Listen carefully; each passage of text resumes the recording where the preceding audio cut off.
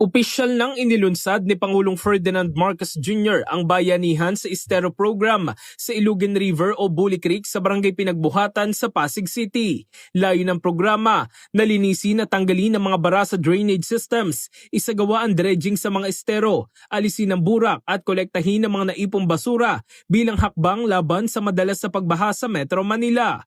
Target linisin ang 23 piling estero na may matinding bara, mabagal ang daloy ng tubig at madalas bahain na may direktang epekto sa mga komunidad sa paligid nito.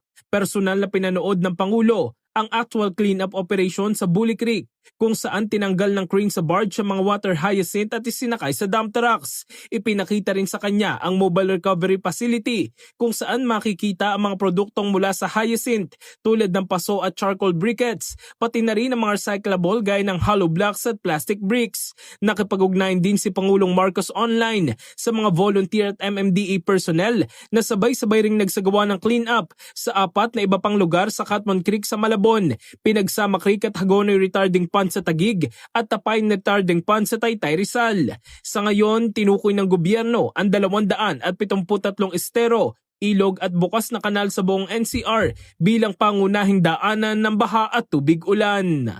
In the heart of changing lives, ako si Brigada Jico Custodio ng 105.1 Brigada News of Manila, the Music News Authority.